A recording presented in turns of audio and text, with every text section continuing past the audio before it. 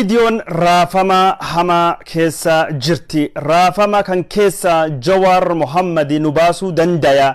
Kanaafuu Jawar Mohammed mana hidhaati gadhiisnee gamtaa waraanii ittisa Tigraayitii fi waraanii bilisummaa Oromoo waliin hundeessan kana diiguu keessatti nu gargaara jechuudhaani ammaan tana akkasittuu sagantaa kana qabattee karaa lafa jalaatiin deemaa jirti. Dhimma kanirratti odeeffannoon jirtu maani gara Jawar Mohammeditiin deebiin kenname maaltu jira? Yaada Jawar Mohammedi gadhiisuu kana warri naannoo Amaaraa akkamittu laalaa jira ka jedhu irratti odeeffannoo isin biraan gayuu fi dhufne jirra. Daawwattoota kenna jaalatamoo fi kabajamoo qophii kana daawwachuu fi as waan dhuftanii fi guddoo isin galateeffachaa viidiyoo kana jaalachuun chaanalii kana maamila godhachuun miidiyaa hawaasaa irratti qophii kana qoqooduun faffacaasuun waliin gaya isiniin jecha gara sagantaa kennattu dabarraa turtii dansa.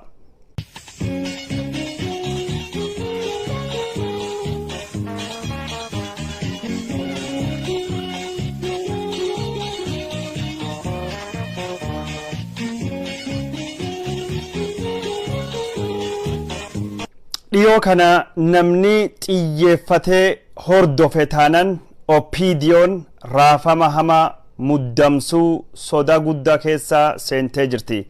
Keessattuu gamtaanii humnoota ittisa Tigraayitii fi waraana bilisummaa Oromiyaa jidduutti eegii mallatteeffameen waraanii ittisa Tigraayii fi Afarii fi naannoo Amaaraa keessattuu warra kana baay'ee mo'achaa waan dhufeef Woboonis ilkaan baasee warra kana Oromiyaa keessatti ciniinuu waan jalqabeef biyya keessatti kufaatii dinagdeetii walittuu qabatee qaala'iinsi jireenya hamaanii dhalatee ummatii yeroo ammaan tana gara fincilatti deemuu dandayaa wayitaa jedhamee jirutti mootummaan Abiy Ahmedii karaa dirree dippiloomaasiitiin kufaatiin hamaan irra dhaqqabee waraana Tigraayitiin walittuu qabatee gamtaa Awurooppaa, Ameerikaa fi mootummoota gamtoomanii fi biyyoota Arabaa irraa qeeqni hamaan irratti godhamu eegii jalqabeen duubattuu OPDO'n waan qabattuu fi waan gadhiistuu wallaaltee mataa lafaan dhaanaa jirti.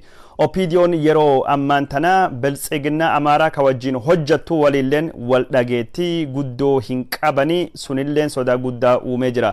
Biltsiginnaan Amaaraa biltsiginnaa Oromiyaattu fayyadamee yoo waraana Tigraahii kana akka carraa tahee mo'atu taanan gara biltsiginnaa Oromiyaa deebi'ee waraan ittaanu Oromiyaa irratti banuu fi karoora akkinni qabulleetti mul'ata.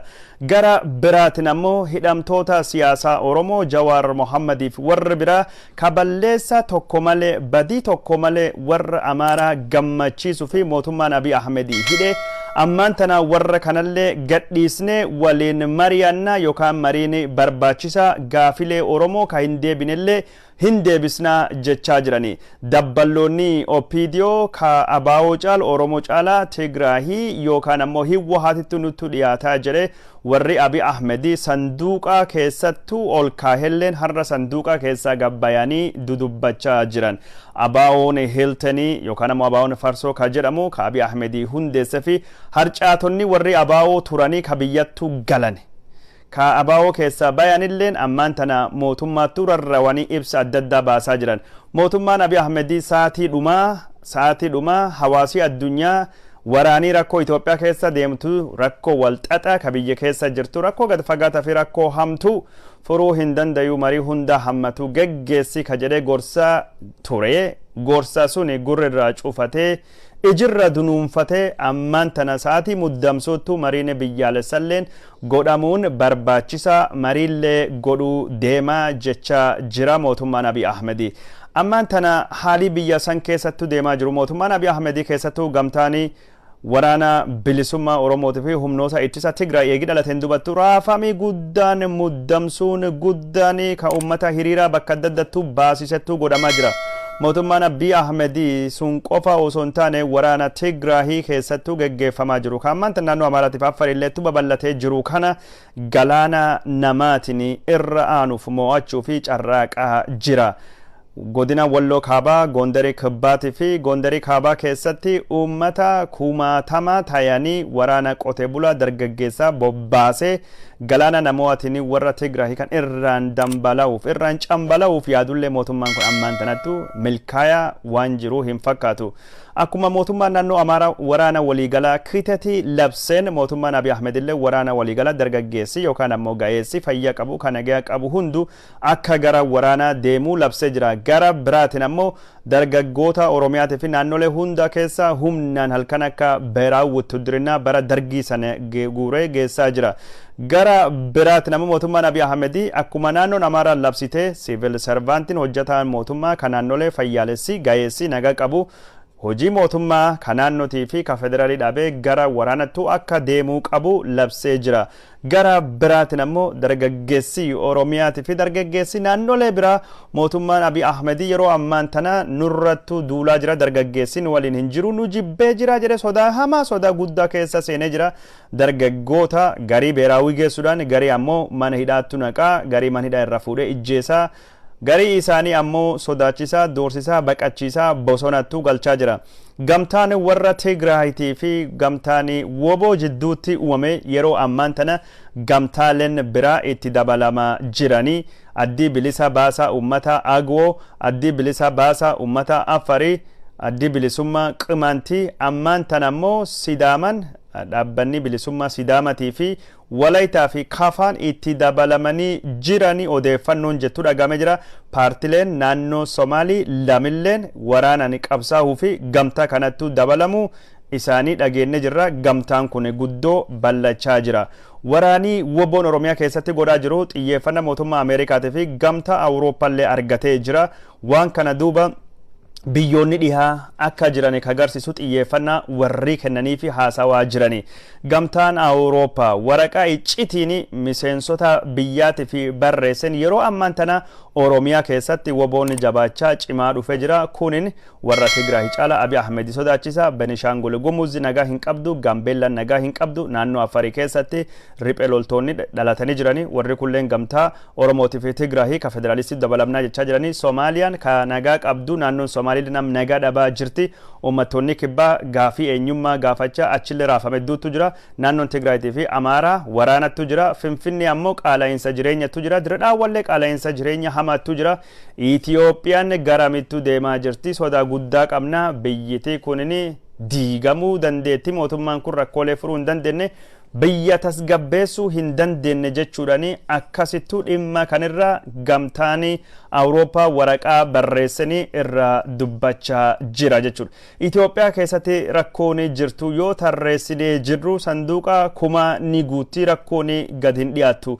Mootummaan Abiy Ahmed rakkoolee kana hundayyuu furuu fi furtuu yookaan mala watakka hin qabu.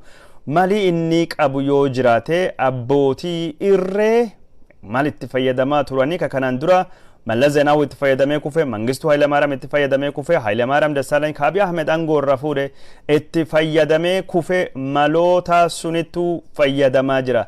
Dinagdee to'achuu fi abbootii qabeenyatii fi daldaltoota rakkoo uume. Kanaafuu komaande postiidhaan furraa malee rakkoo jechuun demand and supply rakkoolee bu'uura ka gabayaa deebisuu miti. Sharafi biyyala hanqinni jiraatee jennaan meeshaa biyyalattu erginu baay'isnee galii investmentiidhaan hirkisnee doolaarii daballaa osoo hin taane kanallee rakkoo juntaattu fide to'achuudhaan nama hidhuuni furra. Waa hundaayyuu rakkoo juntaanii fide. Roobii akka malee roobellee juntaattu fide. Awwaannisallee juntaattu fide. Waa hunda juntaa wajjin warra shaneettu fide jedhamee dubbatamaa jira. Naannoon Oromiyaa yeroo ammaan tana irratti Amaaraa deebisuuf dargaggeessiisa naannoo Amaaraa keessatti deemee dhumachaa jira. Amaarii ammoo gara godina sadiitiin Oromiyaa weeraraa jira. Kun biltsiginnaan Oromiyaa waraana Tigraayitiin duba gara Oromiyaa dhufuu fi akka fedhii qabdu risti Oromiyaa keessa deeffachuuf ammumaan tana akka itti jirtu waan garsiisu irra dubbachuu deemna. Garuu mata duree jalqaba seensi kan eegi jenneen dubattu dhimma hidhamtoota siyaasaa dhimma Jawar Mohammediitiin walittu qabatee OPDO keessa wayitu jira. OPDO'n garii ammumaan tanaayyuu bulchiinsa Abiy Ahmed irrattu xixiixuu gumgumuu jalqabdee jirti.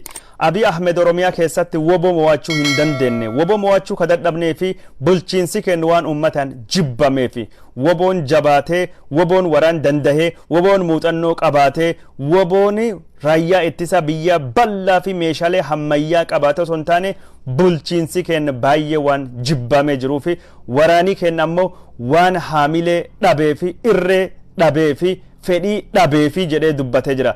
Abiy Ahmed Oromiyaan harkaan bahuu deemti. Oromiyaan harkaan baatennaan biltsiginnaan Oromiyaa baddanii jirtanii baduu deemtan jedhee sodaachisaa ture. Biltsiginnaan kulle waa hundaafuu quba nutti hin qabinin waan dhalatu cufaafuu itti gaafatama waliin tahuu deemna jechuudhaan Abiy Ahmedii ammaan tana kanaan dura akka waaqa akka nabiyyiitu laalanii waa hunda waan inni qabatetti hin dhufu amiin jala jechaa fudhachaa turanii ammaan tana ammoo rincicuu gungumuu xixiixuu jalqabanii jiranii yoo badii taatee balleessa nama cufattu itti gaafatama ka gara balleessattuu si oofe warra nafxanyaa ka ati nu bira deemte isaan jalattu galte jechuun dubbachaa jiranii gara kanaanii waan akkasii kanattuu jira.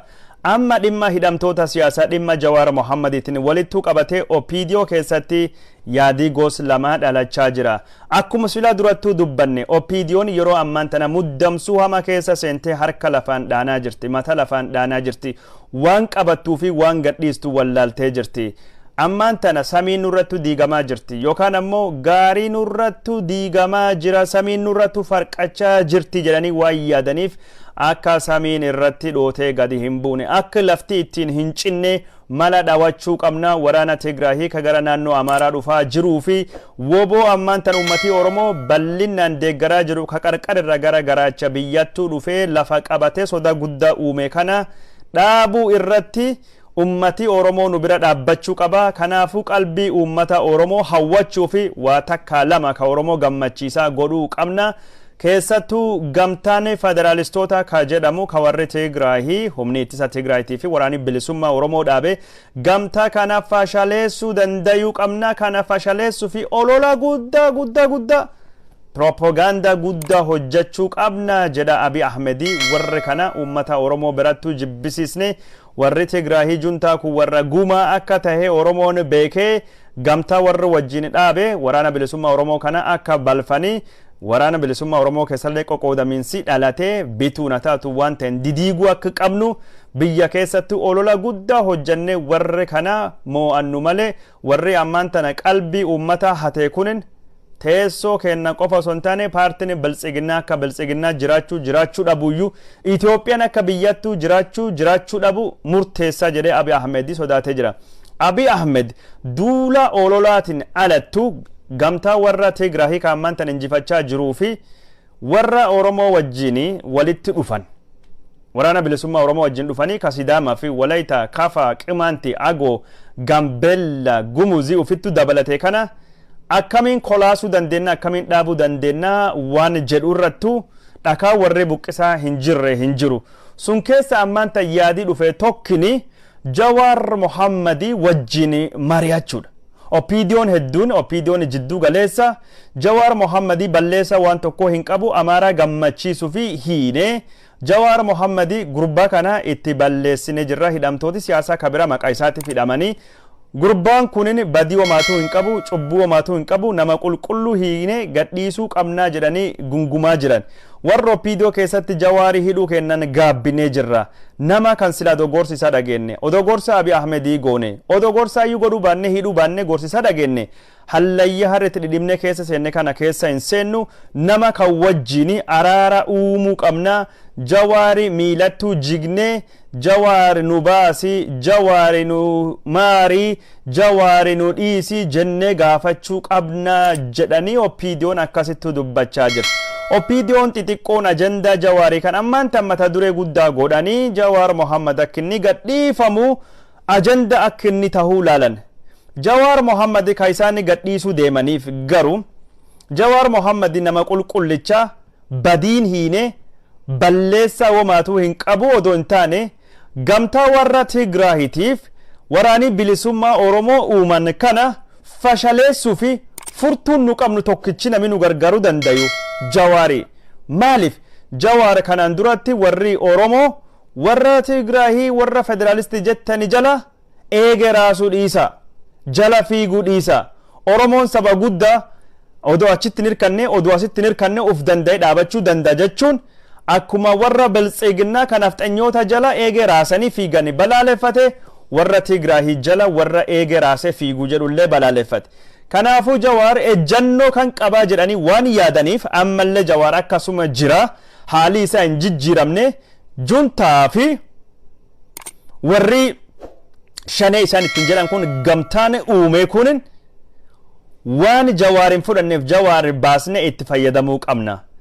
Jawar nama badii warra Tigraahii badii juntaa nam hunda caala beeku juntaa kana qalamaan arrabaan OMN'n qeerroo karaa gubbaatti baatee harka wal qaxxaamursiiftanii maqaleetu galche waan taateef jawar mohammadi mana hidhaa keessa baasuu qabna itti fayyadamuu dandayuu qabna wanni jedhu dhalachaa jira. Kanaaf jawar mohammadi gabbaasne gamtaa shaneeti fi gamtaa juntaa kun nu barbadeessa jawar mohammadi haa itti fayyadamnuuti. Garuu jawar mohammadi habaasne itti fayyadamnu malee wanni godhamuu qabuttu jira. Jawar mohammad wanni isaan barbaadaniif gad bahee gamtaa shaneeti fi qaama warri juntaa ittiin jedhu diiguu barbadeessu ummati Oromoo akka warra kanirraa addaan bahanii biltsiginnaan toltuu badduu ka Oromooti akka biltsiginnaa duuba hiriiran maal jennaan waraanii ammaan tana waraan aangoo Oromootti dhufee malee waraana Abiy Ahmediitiif dhufee miti. Kanaafuu aangoo Oromoo ka qeerroon jawaarii fidde jawaarni ittisa Abiy Ahmedii biraa dhaabbataa yaada jedhuun jawar mohammadi gadhiisuu deemnaa gadhiisne itti fayyadamnaa jedhanii kaadiroonni biltsiginnaa ka ajendaani kennameef ammaan tana jawar mohammadi gaabbinee jirra nu maarii nu dhiisii bira nu darbii nutti hin baratu nutti hin deebi'u yoo jedhan fedhii warra jawar mohammadi manidhaati bahee abiyyi deeggaraa ka jedhu kana godhuufi walamattuu jira. Jawar mohammadi kun nama akka malee rakkisaati bahee ammoo miliqe biyya bahee nuttuu garagale hoo jawar mohammadi manidhaati bahee juntaa fi waraana bilisummaa Oromoo deeggare hoo jawar nama karaa qabsoo nagayaatiin qabsaahee qabsoon nagayaa akka hin taane hidha isaa irraa arguu dandaya. Yoo jawar qabsoo nagayaattuu irraa abdii kutate warri waraana barbaadu deeggare hoo jawar gadhiisna jenne warri matoota warri jawar jalqabayyuu akka nu hiinu nu goosisan warri Amaara waan kana akkamittu laala warri irra hayyama argannee jirra. Abiy Ahmedi matoota warraatiin matoota isaa Daani'el Kibret, Biraanu Neggaa, Yohannes Bayaaloo, Agenyo Tashagar, Andargaachoo Tsiggee, Gadduu Andargaachoo warra kan wajjin mari'achuu akka barbaadu dubbatam. Akkundaafuu yaadii OPDO keessattuu ka'ee ammaan tan Oromiyaa bulchuu hin dandeenye, Itoophiyaa bulchuu hin dandeenye, aangoon harka Oromooti ba'uu dandeetti. Gamtaani warra Tigraayitii fi Oromoo sodaa guddaa uumee jira. Jawar mohammadi nu gargaaraa jedhu dhimmi kunini warra Amaaraa birdeemuu qaba. Warra Amaaraa birdeeme warri Amaaraa raggaasisu yookaan ammoo waan kana mirkaneessuu qaban. Amma odeeffannoon jirtu yoo warri Amaaraa ka deeggaruyyuu taate taak yoo Jawar ilaalcha Abiy Ahmedii kanaan fudhatamoo hin fudhatu waan biraati. OPDO'n yaada kan gubbaatti bakka 2-3 jirti. OPDO'n gadaan ofii jidduu galeessaa jiran jalqaba hidhamuu Jawar mohammadin deeggaranii yaada kana ni deeggaran. OPDO'n warri buddeena mootummaa jal deemu warri garaa ka sadarkaa olaanoo jiran gariin warra yaada kan hin deeggaran. Civil servantiin Oromiyaa jedhamu hojjataan Oromiyaa ka siyaasa keessa hin jirre Jawar mohammadi harka dhibbaa keessa harka dhibbaa deeggaraa jedha. Kana eenyutu jedha? Abiy Ahmedittu jedha. Waraani kun dhalachuun durattu warra siyaasaa hidhamuu Jawarrattu amansiifne ummatallee afaan fajjeessine civil servantii harka hin qabnu civil servantii yookaan hojjata mootummaa kanaannoo Oromiyaa amansiisuu qabna birookiraasii keessa amanamoon Jawarii guutanii jiranii waan jedhudha. OPDO'n gurguddoon kunin ammaan tanallee warri rincica qabu warri yaada kan hin fudhanne ni jiran. Garuu OPDO'n fudhachuu baatte OPDO Abiy Ahmedi gurra buusa dhageessisaa malee OPDO akka paartii siyaasaa akka gamtaa keessa dhufettu akka namattu hin laalu murtii murteessee itti darba. Akka jechuun saree foon dur darbanii sanii OPDO'n irratti walaati. Abiy Ahmediif amanamoo ta'uu fi waan inni murteesse gaarii haa taatu badaa haa taatu bakkaan baasuu fi yookaan hojjechuu fi irratti wal fixxe malee maaliifi jettee yookaan maali jettee hin gaafatu. OPDO warra ajajii yoo kennamee fi ijjeesi yoo jedhamu dhahee jedhani dhahuu malee maal dhoofnaa yoom dhoofnaa akkamitti dhoofnaa jedhanii warra hin gaafan. Dhoofnee jirraa maal dhahinuun jettee warra gaafatu. Warra tarkaanfii eegii fudhateen dubattu tarkaanfii warra sun maal akka taatee fi miidhaa faayidaan isaa maal akka taate itti deemee yaadu malee warra dura dursee itti yaadee yaada dhiyeessee abii dur dhaabbatee ittiin falmanii ittiin mormuu danda'anii miti. Kanattuu jira jechuudha. Warri Amaaraa ammoo matoota Abiyyiti. Warri Amaaraa ka yaadi kun dhiyaateef Jawar Mohammed gadhiifamaa ka jedhu yaada kana guututtuu didanii jiran. Guututti hoggansi naannoo Amaaraa olaanan yaadi Jawar Mohammed gadhiifamuu fudhatama waa takka hin qabu. Gad hin dhiifamu. Sodaan guddaan warra Tigraay caalan mallee warri yaadu Oromoo Jawaaridha. Kanaafuu Jawar diina Amaaraati gadhiifamuu hin qabu ka jedhan. Kanaan dura Jawaarri yoo hidhamne biltsiginnaa keessaa baanaa jedhan akkuma sodaachisan san ammaan tanallee wayita Oromoo yeroo kamii caala barbaadanitti akka OPDO'n faayidaa hin qabne warri garsiisu warri kunini dhimma Jawar Mohammed irratti marii godhamu hunda hin fudhannu jedhani jiran. Waan biraatiin ammoo warri kunin dhimma kana hin fudhannu qofa odoo hin taane waraana Tigraay illee keessatti araara yookaan marii wanni jedhamu tokkolleen hin barbaachisu. Warra Tigraay kan waraana jilbeeffachiisuu dandeenya mo'achuu dandeenya ka jedhutu amanan. Kanaafuu Abiy Ahmed yaadinni dhiyeesse Tigraay dhiyaa keessa baanee warri kun akka Gondarii kaabaa kibbaatii fi Walloo kibbaatii fi kaabaa keessa bayanii goona yoo Gondarii Tigraay dhiyaa keessa baane nu lafi deebisa nuun jedhan hin jiru bakki Amaarii weerar jedhamu hin jiru bakki Eertiraa weerar jedhamu hin jiru Tigraayittu weerartu ta'ee dhiibban hawaasa addunyaa ka dippiloomaasii warrarrattu deebi'a. Kanaafuu lafa kallee keessa baana ka jedhu didanii jiran. Waraana ammaan tana jiru kana kitati kanallee dhaabna mari'anna ka jedhullee didanii jiran. Abiy Ahmed marii biyyaalessaa marii hunda hammatu geggeessa ka jedhu keessallee waraanii bilisummaa Oromoo warri Tigraay akka hin hirmaanne warri Amaaraa kunini hadheesse balaaleffatee jiran.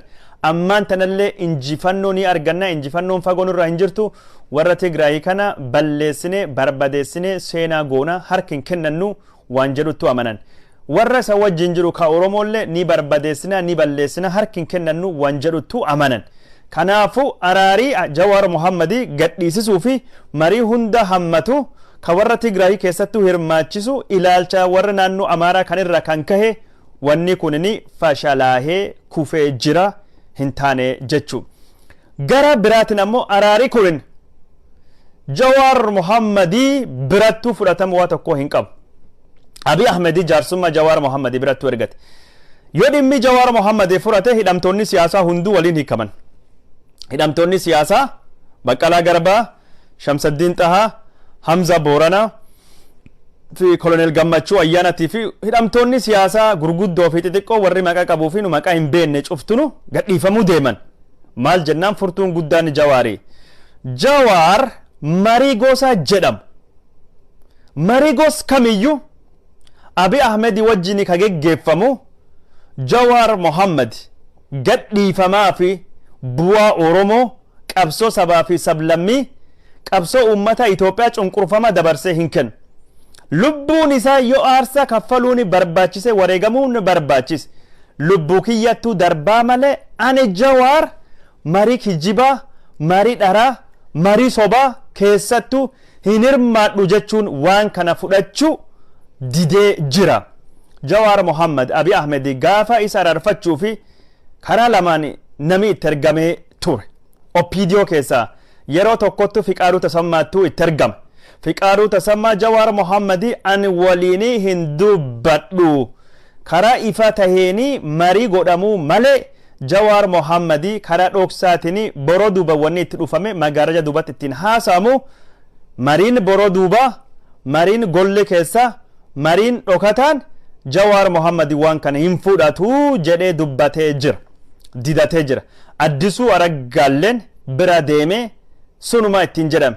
Gara biraatiin abbaa duula gammadaa faallee waan akkasii ammaan tana karkarsu fi carraaqaa jiran abbaan dula gammada kanaan dura dhimma jawar muhammaditti wani tokko nani ilaalchisu jedhe gaafa maanguddoon araara birdeemanii kadhatanii gaafa jawar muhammadi laganna nyaataa godhee fi gaafa inni hidhameessanii dula dhimmi kun jaarsummaanii isaaf Abiy Ahmed jidduutti akka dhumatu gaafatame Abiy Ahmed sodaatee dhimmi kun nani ilaalu jedhe baqatee man isattuu galuu didate ammaan tana waan inni carraaqaa jirutu jira garuu jawar muhammadi namni tokko natti hin dhufini araara wanni jedhamu hin jiru Ethiopia jedhame Oromiyaa jedhame waa hunda diigdanii jiranii an dhiigirra qulqullu rabbi na bilisoomsu rabbi na qulqulloomsu rabbi dhugaa kiyya na baasutti mana hidhaa na galche hidhaan isini hamtuu fi yaaddanii rabbiin waan khayrii godhe waan gaarittu na deebi'ee jira hidhaan isin hamtuu fi yaaddanii anaafi waan dansaa tahee jira anaafi waan misha tahee dhiiga Ethiopia ammaan tana dhangalahee lafa xureesse kan keessa harki jawar muhammadi qulqulluu akka tahee addunyaan raganaa baatee jirti isin sharrii yaaddan rabbammoo khayri naa godhe jechuun jawar muhammadi akka qulqullu tahee dubbate Oromiyaan jawar muhammadi badii irraa hambisuu hin jirtu Oromiyaa gara badiitu dhidhimsanii jirtanii Itoophiyaan jawar muhammadi diigamuu irraa hambisu hin jiru isinuu biyya diigdanii jirtanii jijjiiramii jawar muhammadi dandamata hin jiru isinuu jijjiiramu gufachiistanii jirtanii waanuma gootan godha malee jawar muhammadi maqaan kiyyin gurrii kiyyin ammaanta waliin xuraa'uuf hin jiru araara jettanii waan kijiba ka itti na yaamtan kana wanni kunini waan tayuu miti yoo marii gosa bira goonaa marii akkamiin jijjiirama gufate ceesifnaa jettanii ana qofaa miti dhimma warra kana qaamii dhimmi kun ilaalu hunda wajjin marii godhuu qabdani warri gaara jiru warra bosona jiru ka qawweeni qabsaawaa jirullee dabalate jechuun jawar muhammadi dubbate jawar muhammadi kan qofa miti warri jaarsummaa dhufe waan itti mettuu jira Abiy Ahmed anaa miti ka wal dhabe Abiy Ahmed ummata Oromooti wal dhabe ummata Oromoo irratti duula bane jalqaba ummata Oromoo ka hiitee jirtu Oromiyaa mana hidhaattuu geeddartee nafxanyoota gammachiisuuf jecha mana hidhaa ka Oromiyaa kana irra Oromoo hiiki Oromoo gadhiisi Oromoo wajjin nagaa buusi anini mallattoo Oromoo keessa tokko waan ta'eef hidhame malee jawar muhammad hidhamuun isaa hiikamuun isaa Oromoo hiniiku kanaafu Oromoo hiiki naa walin dhabne Oromoo wal dhabde Oromoo araarfadhi Oromoo irratti command post labsite waraana labsite Oromoo irratti hokkara labsite bu'a Oromoo federation irrattu kalabsite Oromiyaa irrattu wal labsite hundayyuu badii itti jirtu dhiisi hawwan Oromoo dhiiga boochisu dhiisi Abiy Ahmed irra adabadhi Oromoo araarfadhi malee ana wanni araarfattu maali an taanan Oromoo waan ta'eef malee akka jawar muhammadit badii balleesse yakkama tahee hattuu tahee nama ejjeese nama saamee maqaan balleesse wanni ani dhameef hin jiru warra Oromiyaa diiguu barbaadu Oromummaa fi Oromiyaa diina godhatettu boba kan keessittu fayyadamee na hiisise kanaafu Oromoo araarfadhi sabab sablammii araarfadhi heera kan irrattu ejjannoo qabdu federation irratti ejjannoo qabdu sirreeffadhi gaafile Oromoo ka hagammaan tana deebisu didde deebisii malee jawar muhammadi furtuu wamaatu harkaan qabu sittu balleesse sittu ammaan tan udaan laqachaa jirta atummaan harka kan kee keessa baafadhi jedheen jawar muhammad harki abbaanuuf kaa'ee baafachaa hin dhibu Abiy Ahmed harka kan uf keessa fuudhi haga dandeetutti fala dhawadhi mala dhawadhi jedhee jawar muhammadi itti deebise jawar muhammadi illeen diraamaa kijiba didatee jira warri amaaralleen harkattuu didee jira jawar muhammadi qabsoo Oromootii fi aarsaa barbaachisu hunda kaffaluu fi qophii akka tahee dubbatee jira daawwattoota keenya jalatamoo fi kabajamoo odeeffannoon hidhamtoota siyaasatii fi jawar muhammadi faati kanattuu jira OPDO'n dhimmi jawar muhammadiitii fi Itoophiyaa keessatti waliigala ka isaan muddisiise jawar nu gargaaruu danda'a ka hiiknu ka jedhan jawar harkaa fudhatee hin jiru gara biraatiin ammoo biltsiginnaan amaaraa Tigraay ni injifannaa jedhanii akka malee ufittu amanaa jiranii confidence guddaa qabanii Tigraay hin dubatti Oromiyaatti duulaa jechaa jiranii ammumaan tana godina Oromiyaa sadii keessatti duulaa bananii jiranii Shawaa Bahaa Shawaa Kaabaa Horroo Guduruu fi Wallagga Bahaa afur godinaalee afran kan keessatti duulaa bahanii ristii deeffachuu fi qabsaawaa jiranii Oromoo ristii warraatiif dhumata warri Oromoo ristii deeffachuu barbaada kanattuu jira hardhamma odeeffannoon karrayyuu dhagayaa jirru naannoo karrayyuu duri ummati qawwee wallola Kalashnikov wallola ammaan tan ammoo matriyyeessa fi baazuqa madaa fi bombii fagoodha ummata afariitiif ummata jilleef arsirratti dhiisaa jiran bombi liyyuu hayliin amaaraa bombiin ummata haleelaa jira lafti karrayyuu kun lafa volkaanoti lafa dhakaa gurguddaa qaqqabu dhakaan kun yoo bombiin dhahee jiru dhakaanin dhowaa dhakaanni gargarii bibittinnaawaa gargarii fifiigaa kun nama hedduu bobborosee nama hedduu dhodhoosee mammadeessee jira jedhanii shaapne lachuun yookaan finixaariin dhakayaa dhakaan jechuun gargarii faffacahuu kajaccabe kun nama hedduu miidhaa jira waraanii sun akkasitti deemaa jira godinaalee wallaggaa lamaan sallee keessatti yeroo ammaan tana waraanii gos kanattu deemaa jira OPDO'n biltsiginnaan warri amaaraa isaan dhufaa jiranii gara biraati walloo keessatti duula wal fakkaataa godhaa jiranii har'a televizyiinii Itoophiyaa eegi daawwattan taate oduu nama ajaa'ibu tokko dhagahuu dandeettanii naannoo amaaraa magaalaa guddittii amaaraa bahar daar irraa gara finfinneettu kan fayame qawwee fi rasaasni 11,000 oli sulultaattu poolisii oromiyaatiin qabamee jira qawwee naannoo amaaraa irraa oromiyaattu fayaa jiran oromoon warra wajjini tigraahii falmeeni juntaa barbadeesse akka warrattu risti warra deebisaa jira warri ammoo oromiyaa irratti duula bane meeshaa oromiyaa irrattu ergaa jiranii walloo keessatti juntaa fi shanee barbadeestan jiranii duulaa jiranii OPDO dhufaa jiranii warri kunini kanattu jira wanni ammaan tan deemaa jiru Itoophiyaa keessatti waan guddoo nama yaaddessu kanattu jira daawwattoota keenya jaalatamoo fi kabajamoo waan nu daawwattanii nu hordoftanii fi hedduu isin galate